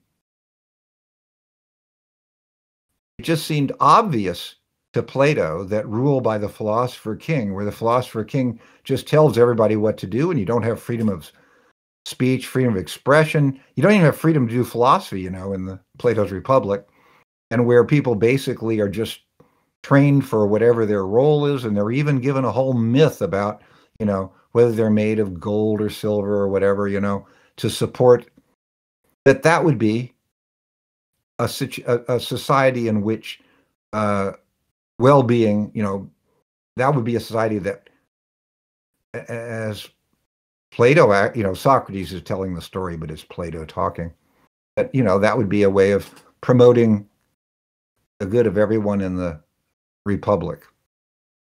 And it's only by long trial and error with different kinds of, autocrats and dictators and monarchs and all that the idea of human rights even starts to get a hearing, because it just seems, it's so counterintuitive that, like, having freedom of expression would be better than having the government control expression and so on. So anyway, so that's the kind of story I tell. So it's a complicated story, but it's not the usual kind of story where, with somebody who's defending rights has to say, yeah, but consider all these, what about all these bad consequences? Because you're actually the consequences of the policy, not individual acts, but the consequences of the policy are part of the justification of them. That's an interesting point. Yeah, and that look, even if sometimes the policy has poor consequences in some cases, overall we're better off having and enforcing this sort of policy than not, or some alternative. Right. So that could exactly. justify this approach. Yeah. Fair enough. And I guess so part of the issue is then, how do we determine what the best policies of that sort are? And that's, so how do you roughly go about that? It's a principle of moral improvement. It's incremental. We never will determine what the best policies are. The only question is, can we make improvements? And that's trial and error. And sometimes changes are made which are improvements, and sometimes changes are made which are not. And then you just need a system which, over time, favors the ones that are improvements over the ones that aren't.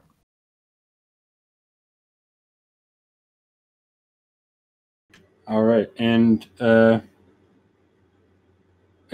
was also wondering about the non-identity problem, and whether that's how you... Yeah, the non-identity problem isn't a problem for me, because for me, human rights are policies that get justified, in this, call it quasi-consequentialist way. And so when I talk about the future, I'm perfectly happy to look at it in a quasi-consequentialist way. I just say, what will equitably promote well-being in the future? I don't have to worry about whether it's the exact same people whose well-being is being promoted, right? I just say, because I'm not doing it, it's not an anti-harm principle, it's equitably promote well-being. That's a simple solution to the non-identity problem. Can't get off the ground. Right. So you're denying that your obligations are to promote the well-being of particular individuals, but it's, I don't know, some more general principle that entails the promotion of well-being. But right, exactly. Right. All right. I think Shinichi had another question. If you want to unmute, you can ask. Hi. I was wondering, do you think epistemic akrasia is possible? Epistemic akrasia, sure. It's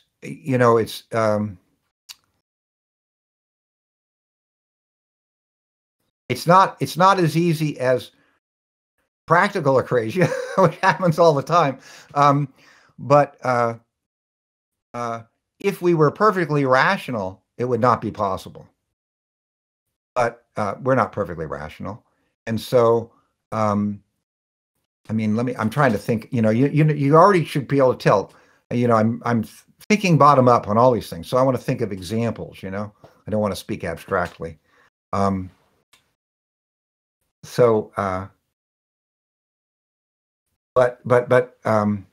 the idea would be, I mean, I suppose, for example, the kind of example I think of here is maybe the parents of someone who is convicted of murder, and there's overwhelming evidence. And, I think it would be possible for them to have the thought, I see that the evidence is really powerful, but I can't believe that my child committed the crime. Is that an example for you? No, I'm sympathetic to the view, but I think people are going to think, well, they're actually saying something because they think they take the prior evidence about their child to be so strong that it overwhelms any sort of, so they don't really believe that it's really strong evidence. Okay, well, in other words, see, there's somebody who just probably has some other maybe theoretical consideration that would lead them to want to rule out these cases. Whereas I don't. I'm open. In other words, I don't. If I see a case and it looks to me like, okay, yeah, that's it, then I'll start off at least saying, yeah, that's epistemic akrasia. And then if you come up with a good theory and your theory explains that case as, no, that's not really akrasia, and I like your theory, then I'll change my opinion about the particular case. But right now, I'm thinking, no, I'm going with my particular judgment because I don't have a theory that rules it out. Do you? Do you have a theory that rules it out?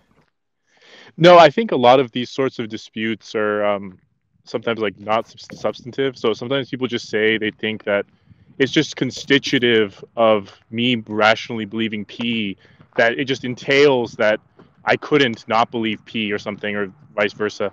So I think a lot of times they're just sort of building it into the hypothesis. That's what I'm thinking. They have a theory which rules out the akrasia. And so then my question is, yeah, but show me what the appeal of the theory is. Right, and right. If I find it appealing enough, I'll go along with you. Right. And just as a last question, do you have any specific view about the sort of normativity of epistemic, say, facts? So like some people want to say that there's all sorts of norms that don't have any sort of let me be clear. There's certain facts that have no normative force. So like if I tell you some mathematical facts that might not have very much normative force, but then certain epistemic, or in some cases moral truths, do have this sort of normative force. Do you have any view on why that is, or even if you think that's true? Will you give me an example, just so I know we're talking about the same thing?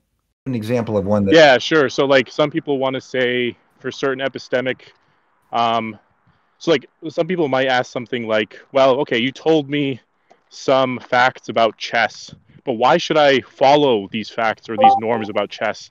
Whereas some people are going to say it doesn't even make any sense to say, why should I believe in true things, or why should I not believe in contradictions, or why shouldn't I do wrong, immoral things? That's sort of what I'm getting at. Okay, well, let's do it with the epistemic one first, because, yeah, suppose somebody says, why should I be rational? It seems to me that a presupposition of the question is, give me a reason. So right. All I can do is give you a reason. If you decide not to be rational, I mean, however, I don't see how you could do it, but anyway, if you did, then of course, it's not as though I can give you a reason to change your mind.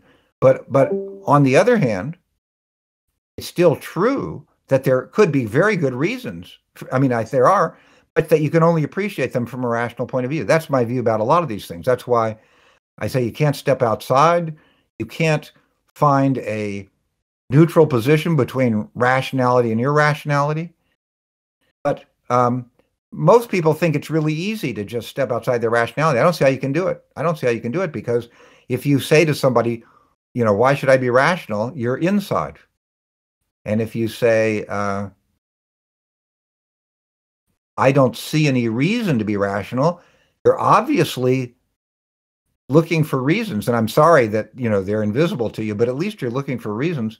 What in the world, what would it be like? I can't, you know, I can't get my mind around it's like this.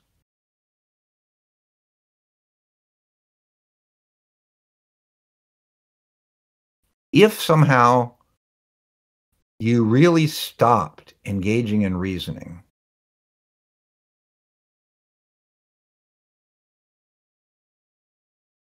I mean, I'm trying to imagine what kind of existence that would. I can't do it. I really can't do it. I'm sorry, but just try to, you know, because I'm talking about you wouldn't be able to do anything, because when you're doing things, you could just sort of, you could set some kind of computer program to randomly cause you to do things. But even then you would have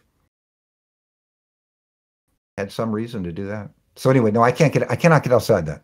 That's just, we're just stuck inside reasoning. That's what it is to be a rational being. Okay, so suppose we go on to moral reasons. Oh, moral reasons, it's real easy, because if I'm right, the paradigmatic kind of moral situation is one where there are benefits to cooperation, and there are even more benefits to those who free ride on the cooperation of others. And so that means that in moral situations, there's definitely two kinds of reasons. One kind of reason is what Rawls calls reasonableness, willing to cooperate on fair terms of social cooperation if other people do. And the other kind of reason is, you know, getting whatever's the best for me. And I think that's actually one of the really fascinating things about morality, is that it actually has that structure. And so you can appreciate what kind of reason a moral reason is, and you can also appreciate why the whole project of trying to show someone how it's rational to be reasonable, how you can, you know, you can prove to an egoist, I mean, a real egoist, would be unable to actually have moral motivation. They could sometimes do the right act when it was actually beneficial to them, but they would be incapable of moral motivation, because moral motivation is, you know, this other point of view. It's a different point of view. Does that help? Yeah, thank you very much. All right. I think actually we've been going for over 2 hours, and if you're all right, I think I'd like to wrap up the questions around here. Yeah, sounds good to me. Awesome. So thank you so much for joining us and taking the time to take our questions and give your thoughtful responses. It's been excellent. Well, good. Thank you for the questions. I really appreciate the questions. They were really well thought out. It was a fun discussion. Awesome. Thank you very much. Okay. Bye.